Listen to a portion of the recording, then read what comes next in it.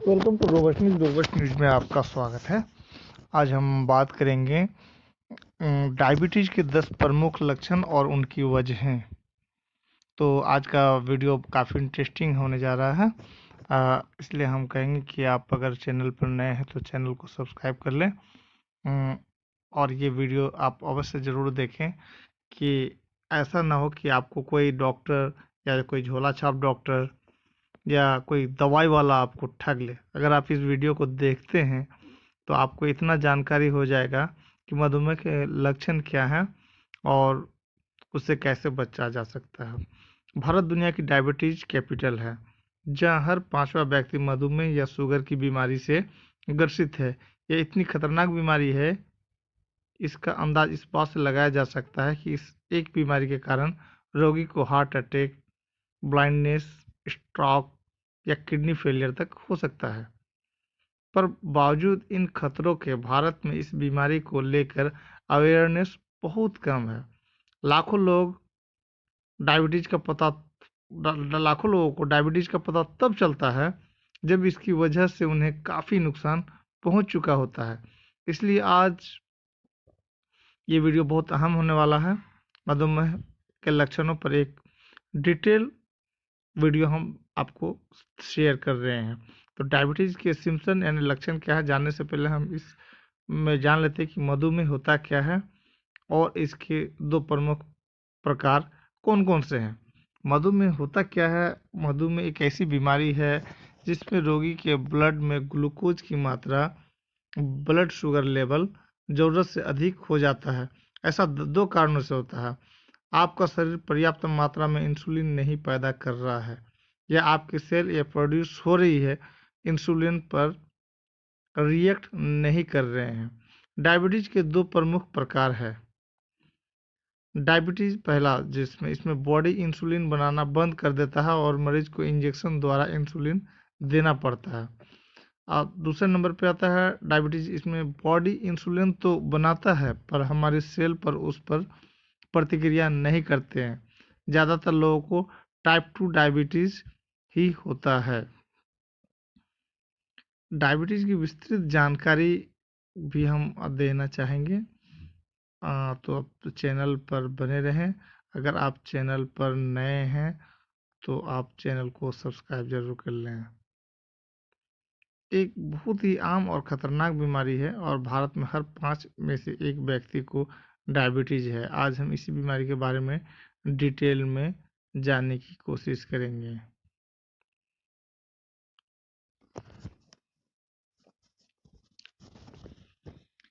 मधुमेह के लक्षण यानी शुगर के लक्षण यानी डायबिटीज सिम्पटम के जो लक्षण है वो क्या है? पहला है भूख और थकान। आपका शरीर आप जो खाना खाते हैं उसे ग्लूकोज में कन्वर्ट करता है, जिसे आपके सेल एनर्जी के लिए प्रयोग करते हैं। लेकिन आपके सेल को ग्लूकोज को अंदर लाने के लिए इंसुलिन की ज़रूरत होती है। यदि आपका शरीर पर्याप्त मात्रा में इंसुलिन नहीं बनाता या अगर बनाता भी है तो आपके सेल्स उसको रेसिस्ट करते हैं, तो ग्लूकोज सेल में प्रवेश नहीं कर पाते और आपके अंदर ऊर्जा नहीं रहती, जिस कारण से आपको सामान्य लोगों की अपेक्षा अधिक भूख लगती है और आप थका थका सा महसूस करते हैं। दूसरा है अधिक पेशाब और प्यास लगना। औसतन एक इंसान दिन भर में 6-7 बार पेशाब करता है, लेकिन यदि आपको इससे अधिक बार यूरिनेट करना पड़ रहा है तो आपको डायबिटीज हो सकता है। होता क्या है, डायबिटीज के कारण ब्लड में शुगर का लेवल नॉर्मल से कहीं अधिक हो जाता है। ऐसा होने पर बॉडी पेशाब के जरिए एक्सेस शुगर को शरीर से निकालने का प्रयास करती है। क्योंकि एक बार यूरिनेट करने पर ही ब्लड में शुगर का लेवल कम नहीं होता, इसलिए बॉडी एक्स्ट्रा शुगर को निकालने के लिए किडनी को काम पे लगा देती है। किडनी ब्लड को फिल्टर कर बार बार यूरिन बनाती है और डिजीज पर्सन को फ्रीक्वेंटली यूरिनेट करना पड़ता है। अब सवाल उठता है, प्यास क्यों लगती है? यूरिन के माध्यम से बॉडी से एक्सेस शुगर निकालने के लिए हमारा शरीर पहले ब्लड को डाइल्यूट करता है, जिसके लिए वह शरीर में मौजूद फ्लड्स यानी तरल पदार्थ वाटर का उपयोग करता है। इस कारण से शरीर डिहाइड्रेट हो जाता है और बार बार प्यास लगती है। तीसरा, मुंह सूखना और खुजली होना। चूंकि डायबिटीज पर्सन को बार बार पेशाब होती है और ये पेशाब बॉडी में मौजूद फ्लड तरल से बनती है, इसलिए बाकी चीज़ों के लिए मॉइस्चर की कमी हो जाती है। ऐसा होने पर आप डिहाइड्रेट महसूस कर सकते हैं। शरीर में पानी की कमी के कारण मुंह सूखने लगता है और त्वचा में नमी की कमी स्किन को ड्राई कर खुजली पैदा कर सकती है। धुंधली दृष्टि। जैसा कि हम जानते हैं, बॉडी से एक्सेस शुगर निकालने के लिए हमारा शरीर ब्लड को डाइल्यूट करता है, जिसके लिए वह शरीर में मौजूद फ्लड का उपयोग करता है। कई बार फ्लड की मूवमेंट की वजह से कुछ फ्लड आंखों की लेंसेस में चला जाता है, जिससे लेंस स्वेल हो जाते हैं। फूलने के कारण लेंस का शेप बदल जाता है और वह ठीक से फोकस नहीं कर पाता है, इसलिए चीज़ें धुंधली दिखाई देती है। कई बार इसका उल्टा भी होता है, यानी लेंसेस में मौजूद फ्लड पुल हो जाते हैं और तब भी लेंस का शेप बिगड़ जाता है और चीज़ें धुंधली दिखाई देती है। अचानक से वजन कम होना, ये भी एक पांचवा लक्षण है। यदि आप ये अनइंटेंशनली अपना वेट लूज कर रहे हैं, या तो ये या यूं डायबिटीज का एक सिम्पटम हो सकता है, ये भी एक सिम्पटम हो सकता है, लक्षण हो सकता है। ऐसा अधिकतर टाइप 1 डायबिटीज में होता है, लेकिन कभी कभार टाइप 2 में भी ये लक्षण देखने को मिलता है। दरअसल इंसुलिन की कमी के कारण खून में मौजूद ग्लूकोज शरीर की कोशिकाओं सेल तक नहीं पहुंच पाता और सेल्स ग्लूकोज को एनर्जी के रूप में इस्तेमाल नहीं कर पाते। लेकिन बॉडी को एनर्जी तो चाहिए ही, इसलिए वो ऊर्जा पाने के लिए बॉडी फैट और मसल्स को बर्न करने लगती है। ऑब्वियसली ऐसा होने पर शरीर का वजन तेजी से घटने लगता है। मतली और उल्टी। जब बॉडी अपने एनर्जी नीड्स फुलफिल करने के लिए फैट बर्न करती है, तो वो साथ ही केटोन्स प्रोड्यूस करती है। कीटोन्स आपके खून में खतरनाक लेवल तक बढ़ सकते हैं, जिस वजह से आपके पेट में परेशानी हो सकती है और आपको मतली और उल्टी की शिकायत हो सकती है। ईस्ट या फंगल इन्फेक्शन। डायबिटिक व्यक्ति में ग्लूकोज अधिक मात्रा में होता है और ईस्ट को फलने फूलने के लिए ग्लूकोज चाहिए होता है। इसलिए यदि आपको बार बार ईस्ट इन्फेक्शन हो रहा है, तो ये भी मधुमेह का एक लक्षण हो सकता है। आमतौर पर यह संक्रमण इन जगहों पर होता है: उंगलियों के बीच में, स्तन के नीचे, सेक्स ऑर्गन और जांघों के आसपास। घाव का देरी से भरना, ये आठवां लक्षण है। यदि आपको कोई घाव भरने में सामान्य से अधिक समय ले रहा है, तो आपको डायबिटीज हो सकता है। दरअसल डायबिटीज की वजह से खून में बढ़ा हुआ ग्लूकोज की मात्रा धीरे धीरे आपकी नसों को प्रभावित कर सकती है, जिससे शरीर में ब्लड का सर्कुलेशन ठीक से नहीं हो पाता है। ऐसे में चोट लगी जगह पर भी सही मात्रा में ब्लड नहीं पहुंच पाता है और साथ ही उसके साथ आने वाली ऑक्सीजन और न्यूट्रिएंट्स की सप्लाई भी बाधित हो जाती है। इस वजह से घाव को ठीक होने में आवश्यकता से अधिक समय लगता है। हाथ पैर में झुनझुनी होना, हाथ पांव शून्य पड़ना, ये नौवां कारण है। अगर आपको डायबिटीज है और आपने उसे लंबे समय तक कंट्रोल नहीं किया, तो ये आपको नर्व्स नसों को डैमेज कर सकता है, जिसे डायबिटीज न्यूरोपैथी कहते हैं। हाथ पैर इन नर्व्स की मदद से ही सिग्नल भेजते हैं, पर नसों को हुए नुकसान की वजह से सिग्नल ठीक से पास नहीं हो पाते और आपके हाथ पैर में झुनझुनी महसूस होती है। मसूड़ों में घाव व सूजन, ये 10वां कारण है।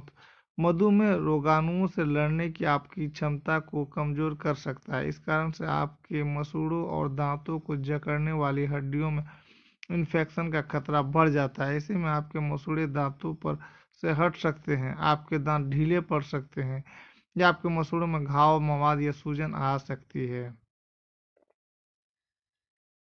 मधुमेह को साइलेंट किलर भी कहते हैं, क्योंकि बहुत बार इसका लक्षण साफ नहीं होते और जो थोड़ी बहुत दिक्कत होती भी है, तो आदमी उसे इग्नोर कर देता है, और जब बीमारी बहुत अधिक नुकसान पहुंचा देती है तब इसका पता चलता है। लेकिन आप ऐसा मत कीजिए। इन 10 लक्षणों में से अगर एक भी आपको महसूस हो रहा है तो जल्द से जल्द अपने शुगर की जांच कराइए। अब सवाल उठता है कि शुगर की जांच में कितने पैसे लगते हैं। यह जांच बेहद सस्ती होती है, 50 रुपये फास्टिंग, अब 50 रुपये रैंडम। फास्टिंग वाली जांच में आपको बिना कुछ खाए पिए सुबह सुबह अपने ब्लड सैंपल देना होता है, लेकिन जबकि रैंडम टेस्ट में आपको आपको खाने के 2 घंटे बाद अपना ब्लड सैंपल देना होता है। दोस्तों, मधुमेह की बीमारी एक लाइफस्टाइल डायबिटीज है। अगर इस पर ध्यान ना दिया जाए तो ये हमारे लिए घातक हो सकती है, लेकिन अगर हम समय रहते जान लेते हैं कि हम इस बीमारी से ग्रसित हैं तो इससे कंट्रोल करना इतना भी मुश्किल नहीं है। इसलिए सबसे पहला स्टेप यही है कि हम पता करें कि हमें मधुमेह है या नहीं। उम्मीद करता हूँ यह वीडियो आपको फ़ायदेमंद रहा होगा, अच्छा लगा होगा। यदि आप भी इस संबंध में हमसे कोई जानकारी शेयर करना चाहते हैं तो कमेंट बॉक्स पे अपने कमेंट करें। तो ये वीडियो आपको कैसा लगा, कृपया चैनल को सब्सक्राइब करें, कमेंट में अपनी राय दें। आपका दिन शुभ रहे। Thanks audience, thanks listener.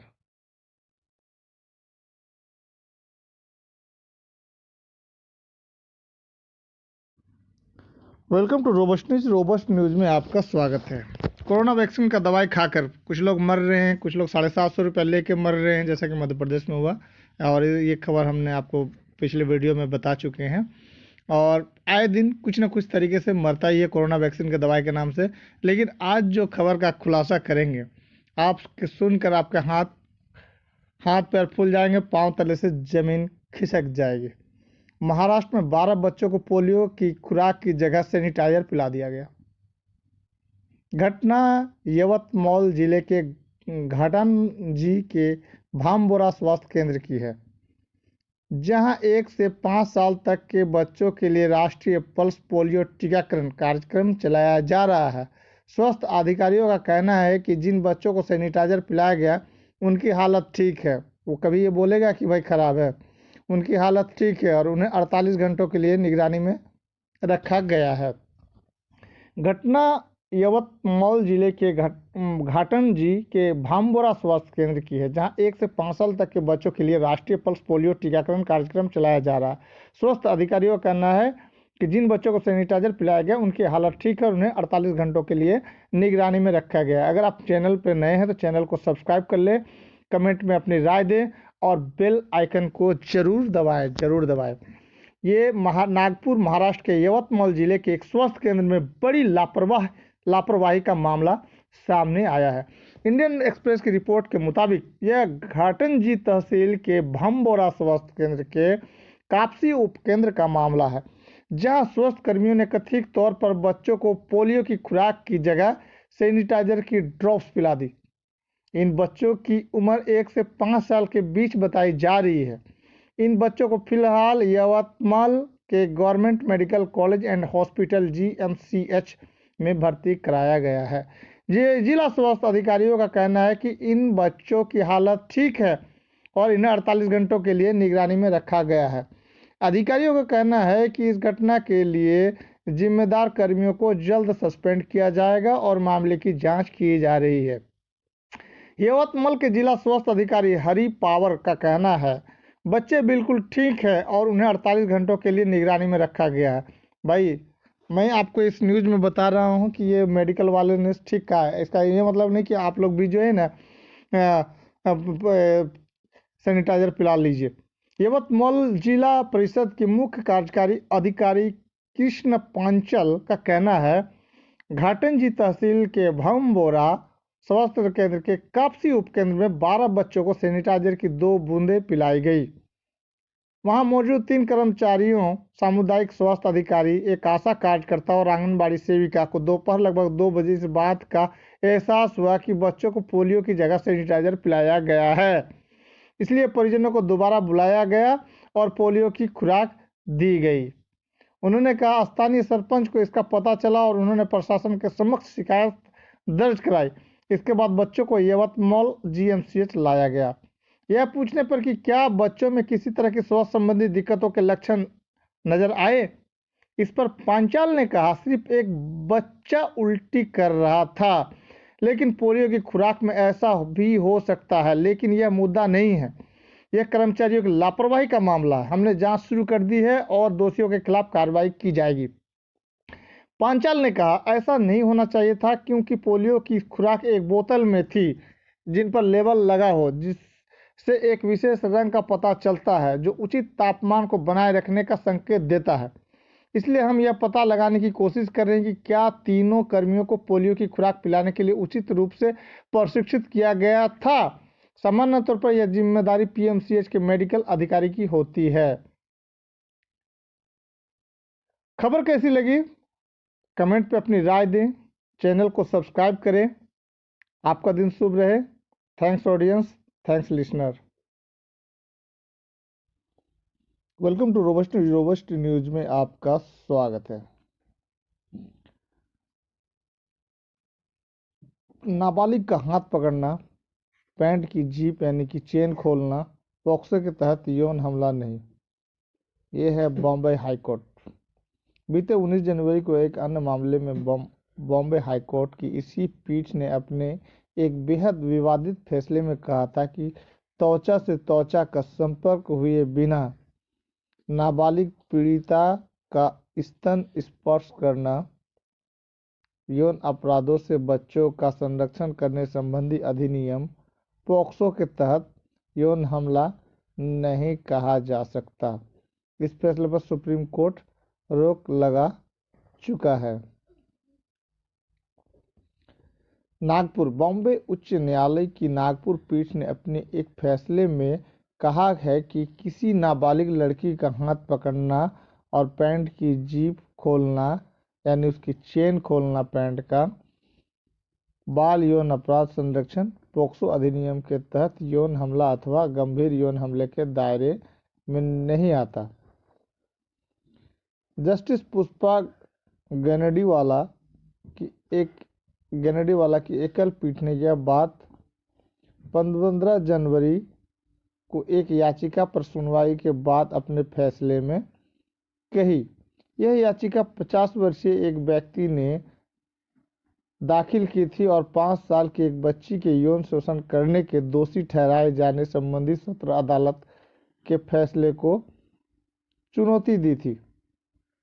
लिबनस Kujur को अक्टूबर 2020 को आईपीसी की संबंधित धाराओं तथा पॉक्सो अधिनियम के तहत दोषी ठहराते हुए 5 वर्ष के कारावास की सजा सुनाई गई थी। जस्टिस गनेडीवाला ने अपने आदेश में कहा कि अभियोजन ने यह साबित किया है कि आरोपी ने पीड़िता के घर में प्रवेश, उसका सीलभंग करने अथवा यौन शोषण करने की नीयत से किया था, लेकिन वह यौन हमले अथवा गंभीर यौन हमले के आरोपों को साबित नहीं कर पाया है।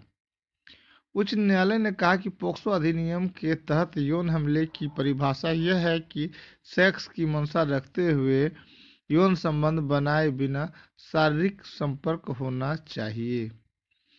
जस्टिस ने कहा, पीड़िता का हाथ पकड़ने अथवा पैंट की खुली जीभ जैसे कृत्य को कथित तौर पर अभियोजन की गवाह यानी पीड़िता की मां ने देखा है और इस अदालत का विचार है कि यह यौन हमले की परिभाषा के दायरे में नहीं आता।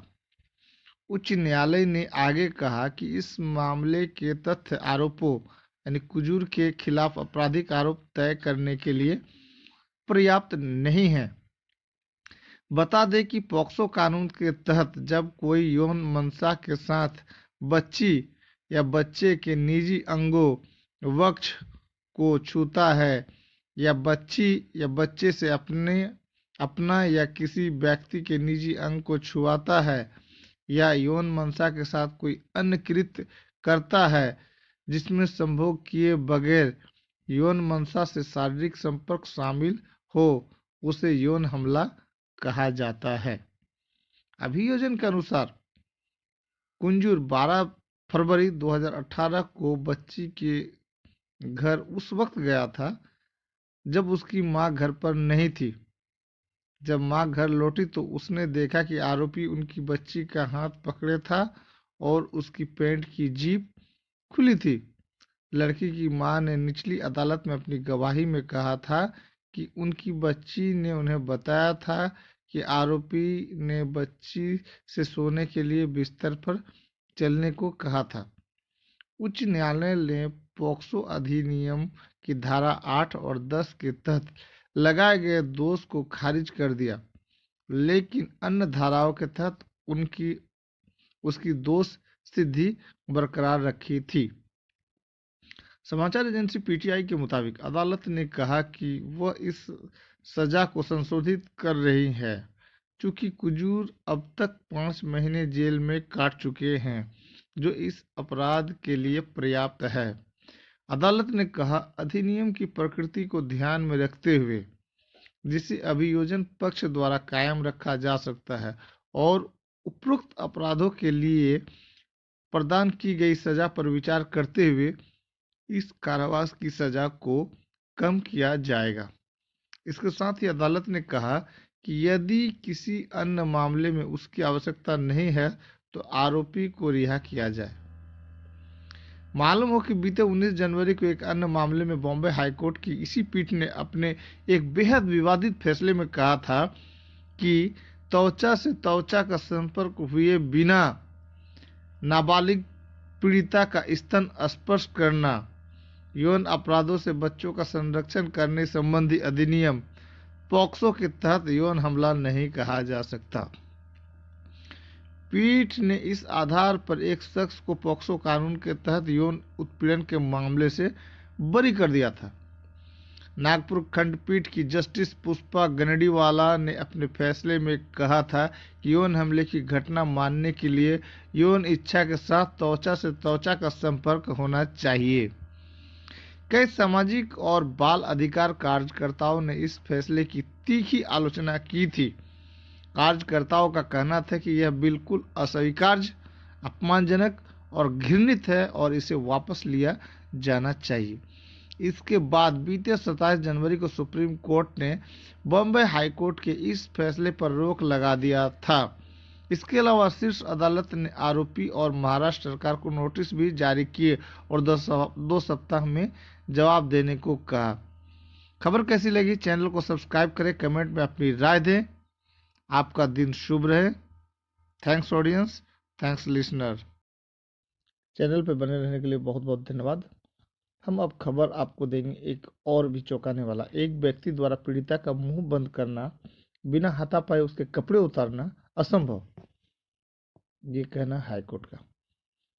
बॉम्बे हाईकोर्ट की नागपुर पीठ की जस्टिस पुष्पा गनडीवाला ने नाबालिग लड़कियों के साथ बलात्कार के 2 आरोपियों को यह कहते हुए बरी कर दिया था कि पीड़िता की गवाही आरोपी को अपराधी ठहराने का भरोसा कायम नहीं करती है। इसी पीठ ने लड़की के वक्ष स्थल को छूने के एक आरोपी को यह कहते हुए बरी कर दिया था कि त्वचा से त्वचा का संपर्क नहीं हुआ था।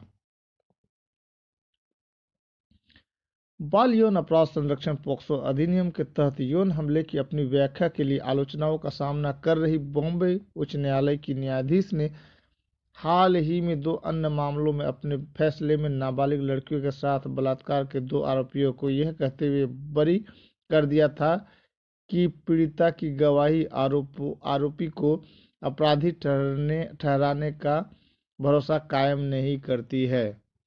बॉम्बे हाईकोर्ट की नागपुर पीठ की जस्टिस पुष्पा गनडीवाला ने हाल ही में अपने एक फैसले में 12 साल की लड़की के वक्ष स्थल को छूने के आरोपी को यह कहते हुए बरी कर दिया था कि त्वचा से त्वचा का संपर्क नहीं हुआ था।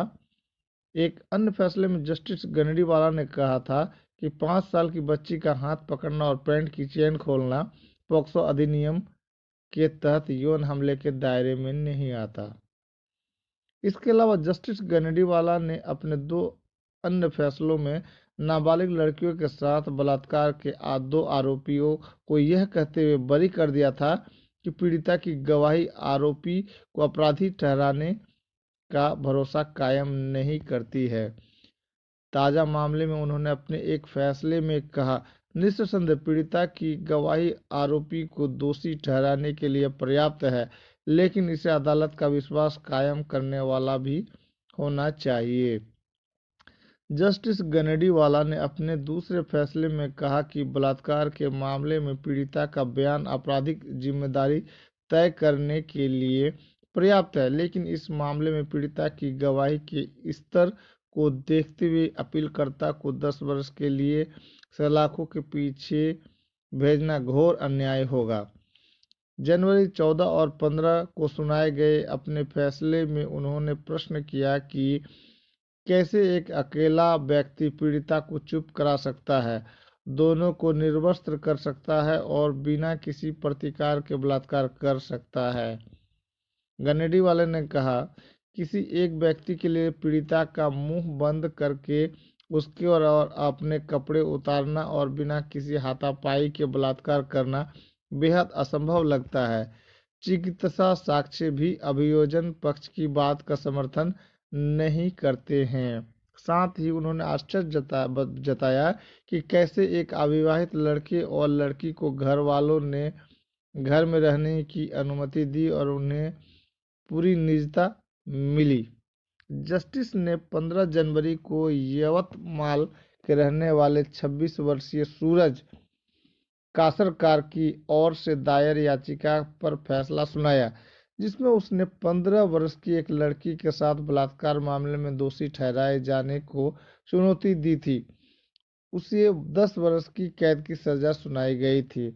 26 मार्च 2013 को पीड़िता की मां ने पड़ोसी सूरज के खिलाफ बलात्कार का मामला दर्ज कराया था। उसका दावा है कि जब उसकी बेटी के साथ बलात्कार हुआ तब वह 15 साल की थी। कासरकार पर आरोप था कि उसने लड़की के घर में घुसकर उससे बलात्कार किया था। आरोपी ने अपनी याचिका में कहा था कि उसके और लड़की के बीच सहमति से संबंध थे और जब लड़की की मां उनके संबंध के बारे में पता चला तो उन्होंने उसके खिलाफ शिकायत दर्ज कराई। इंडिया टुडे के मुताबिक सुनवाई के दौरान अदालत ने पाया कि अभियोजन पक्ष बलात्कार और बिना अनुमति के किसी के घर में घुसने के आरोप तो साबित कर सकता है, लेकिन वह यह साबित नहीं कर सका कि घटना के समय पीड़िता की उम्र 18 वर्ष से कम थी। आरोपी के वकील ने अदालत को बताया कि घटना के समय पीड़िता 18 साल के ऊपर थी और दोनों के बीच आपसी सहमति से संबंध बने थे। जस्टिस गनेडीवाला ने कहा, पीड़िता, उसकी मां के बयान और उसके जन्म प्रमाण पत्र से जुड़े मिले मेडिकल साक्ष्य इस तथ्य को साबित नहीं करते हैं कि उस समय पीड़िता की उम्र 18 वर्ष से कम थी। इसके बाद जस्टिस गनेडीवाला ने आरोपी को बरी करते हुए कहा कि कथित जबरन यौन संबंध का कृत्य सामान्य आचरण के संबंध में विश्वास योग्य नहीं है। इसके अलावा जस्टिस गनेडीवाला ने 14 जनवरी के जिस मामले में अपना फैसला सुनाया वह 27 वर्षीय जागेश्वर कवले से जुड़ा है। कवले को 17 साल की एक लड़की से बलात्कार के मामले में पॉक्सो तथा भारतीय दंड संहिता की अन्य धाराओं के तहत दोषी ठहराया गया था और 10 वर्ष की कैद की सजा भी सुनाई गई थी। अभियोजन के अनुसार आरोपी लड़की को 2 महीने के लिए अपनी बहन के घर ले गया और उसके साथ अनेक बार संबंध बनाया। अदालत ने अपने आदेश में कहा कि पीड़िता के बयान की आरोपी ने उसके साथ संबंध बनाया। इसके अलावा ऐसा कुछ भी नहीं है जो बलात्कार की ओर इशारा करता हो। खबर कैसी लगी? चैनल को सब्सक्राइब करें और इस कोर्ट के दिए गए फैसले के बारे में अपनी राय कमेंट पर ज़रूर लिखें और हकीकत को ज़्यादा से ज़्यादा फैलाने की कोशिश करें। क्या ये न्याय सही हो रहा है कोर्ट में या फिर क्या होना चाहिए? आपका दिन शुभ रहे। Thanks audience, thanks listener.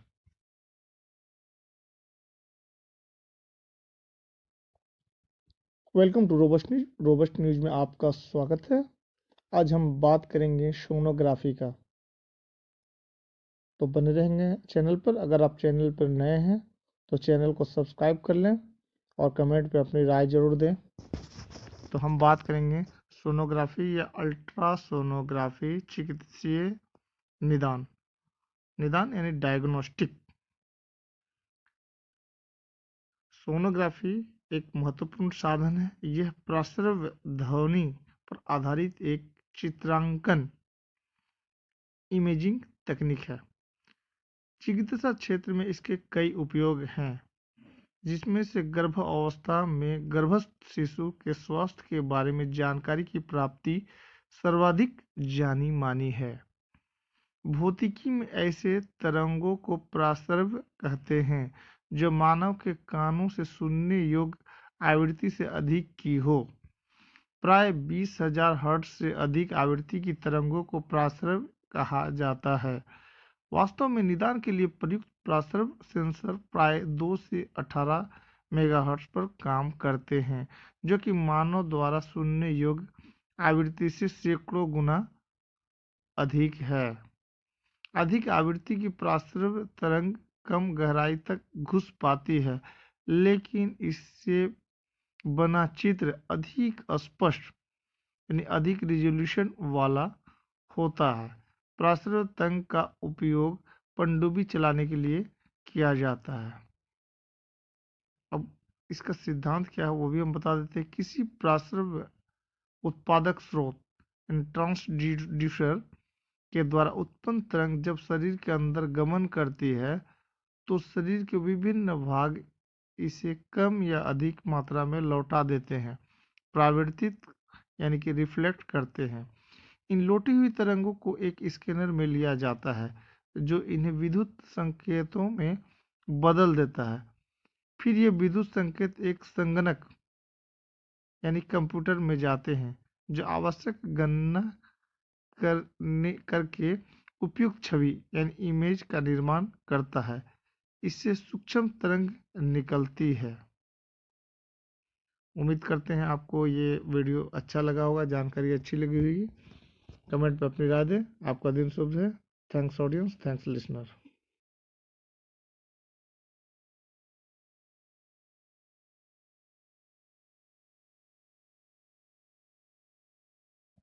Welcome to robust news. Robust news में आपका स्वागत है। आज हम बात करेंगे ऑपरेशन थिएटर टेक्नीशियन।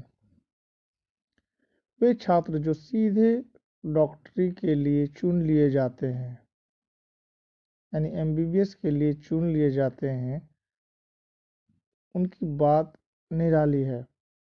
परंतु जो इसमें विफल हो जाते हैं, उनके लिए भी मेडिकल का क्षेत्र बंद नहीं होता है। यानी कि वो बच्चे जो एमबीबीएस के लिए नहीं चुने गए हैं या वो उसमें असफल हो गए हैं, उनके लिए मेडिकल का क्षेत्र बंद नहीं होता है। या वे बच्चे जो गरीब परिवार से हैं और लंबी पढ़ाई नहीं कर सकते हैं, लेकिन एक मोटा आमदनी करना चाहते हैं या मोटी इनकम करना चाहते हैं या मेडिकल लाइन में अपनी सेवा देना चाहते हैं। वर्तमान समय में छोटी छोटी बीमारियों को लेकर भी लोग इतने जागरूक हो गए हैं कि सीधे हॉस्पिटल की ओर दौड़ लगाते हैं। छोटे से लेकर बड़े रोगों के प्रति लोगों में सजगता बहुत बढ़ गई है। इसी के कारण विद्यार्थियों का करियर संबंधी रुझान मेडिकल साइंस की तरफ बढ़ रहा है और इसमें नए करियर विकल्प भी उभर कर सामने आ रहे हैं। मेडिकल के क्षेत्र में ऑपरेशन थिएटर टेक्नीशियन के रूप में उज्जवल करियर बनाया जा सकता है। ऑपरेशन थिएटर टेक्नीशियन का काम कम महत्वपूर्ण नहीं है। इसमें ऑपरेशन टूल्स से लेकर ऑपरेशन थिएटर की हाइजीनिक सफाई तक का विशेष ध्यान रखना शामिल है। ऑपरेशन थिएटर टेक्नीशियन धैर्यपूर्वक डॉक्टरों की मदद करता है। वह इस बात का पूरा ध्यान रखता है कि ऑपरेशन थिएटर पूर्ण रूप से बैक्टीरिया तथा वायरस से मुक्त हो। ऑपरेशन थिएटर की समय समय पर तकनीकी रूप से सफाई करवाने का जिम्मा भी ऑपरेशन थिएटर टेक्नीशियन का ही होता है। वो ऑपरेशन थिएटर तैयार करने से लेकर section machine, oxygen cylinder, nitrate cylinder आदि भी चेक करता है।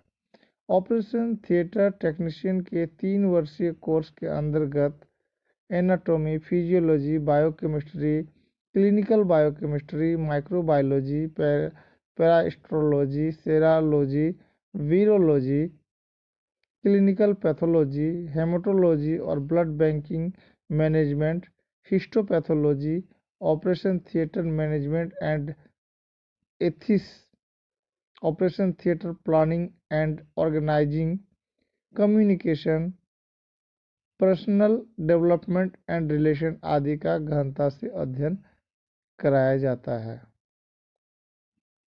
कुछ अस्पतालों में चयन के बाद प्रशिक्षण के दौरान ही छात्रों को संस्थाओं की ओर से ही कुछ धनराशि प्रदान की जाने लगती है।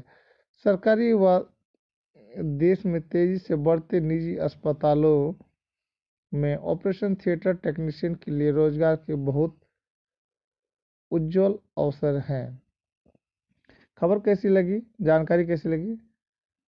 चैनल में अगर आप नए हैं तो चैनल को सब्सक्राइब करें, कमेंट में अपनी राय दें। आपका दिन शुभ रहे। Thanks audience, thanks listener.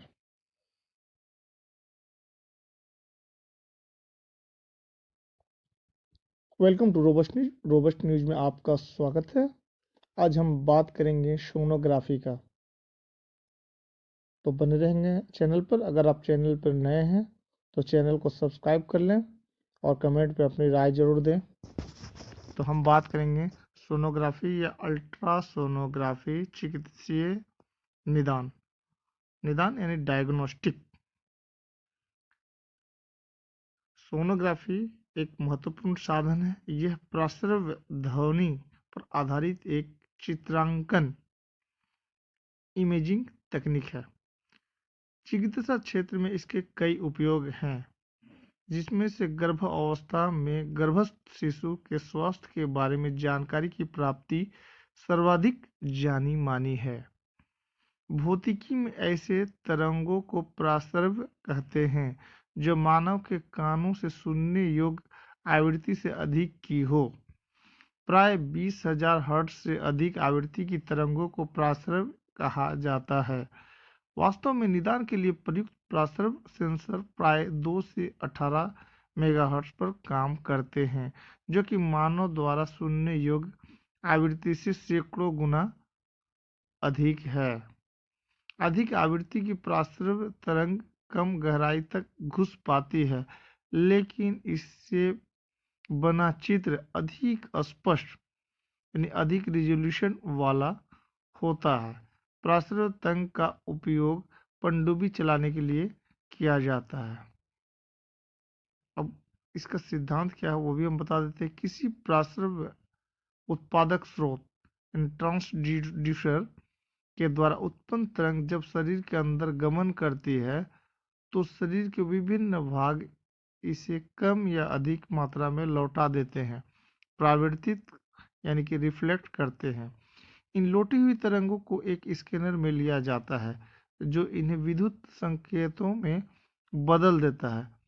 फिर ये विद्युत संकेत एक संगणक यानी कंप्यूटर में जाते हैं, जो आवश्यक गणना करके उपयुक्त छवि यानी इमेज का निर्माण करता है।